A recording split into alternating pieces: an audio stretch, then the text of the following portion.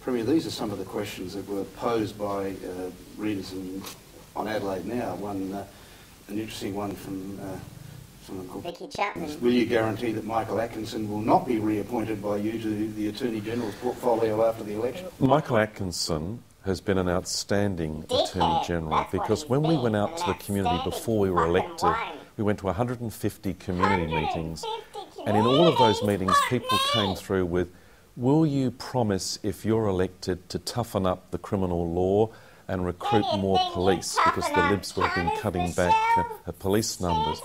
Michael Atkinson has toughened up more than 100 criminal laws, and the police statistics show, not only have we got record numbers of police, but the official police statistics show that crime has been dropping every year. So he cops a huge amount of flack. We see that the bikies are going to be running against me. They're going to be having a big day of protest against me, getting rid of Mike Rann, Mike Rann on your bike, all of this sort of stuff on election day. The fact that the bikies want to come out and kick us out of government should tell people that we've got an Attorney General and a government that has been serving it up to drug dealers, serving it up to bikies, serving it up to the most violent. Another question, why the policy reversal on the Southern Expressway duplication? In the 2007 federal election campaign, you blasted John Howard's promise to federally fund the duplication, saying it was unnecessary. And only a few months ago, some of your own ministers were saying the government wouldn't build it. Now you're supporting it. Please explain. OK, I'm very happy to explain that. We went out and listened. Went out into the southern suburbs, and we had a community cabinet meeting where we go out and are open to people. And they came through and said that the one-way expressway that was built by the Liberals at their time of government was basically dopey, was frustrating, was confusing. We also had just in the process of releasing our 30-year plan for Metropolitan Adelaide, which is all about our transport corridors and making us a more vibrant city whilst preserving green space and so on.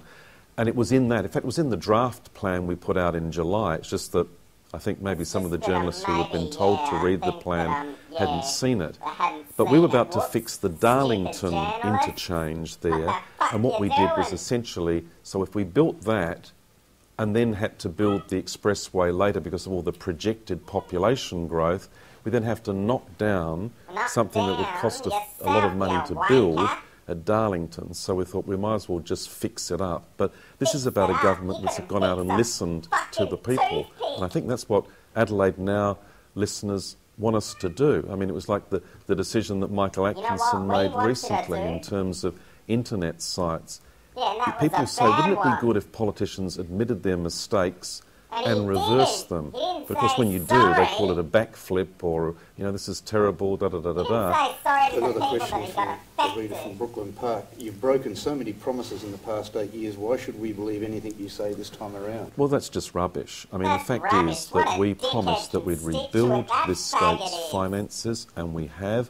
And we got AAA credit rating, that we would actually rebuild the economy in partnership with the business community, and that's what we've been doing with mining and defence, renewable energy. If you look at our state strategic plan, which is where we have laid out where we want to be as a state in 10 years' time and how we're going to get there, that didn't just come from me, that came from countless meetings with South Australians that led to a big economic summit in Adelaide that was chaired by Bob Hawke.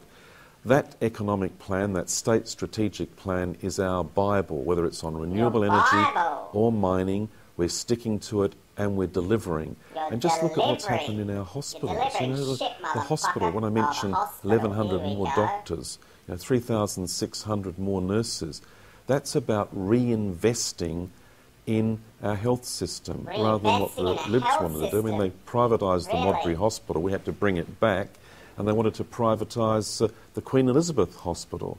So I think that if you look at our record over the past 8 years, 500% more investment on infrastructure, improvements in health and education, record recruiting for the police, toughening up of the criminal law, the best jobs figures we've ever seen in the state's history. I think that's a record that demonstrates our future and why we can't risk it.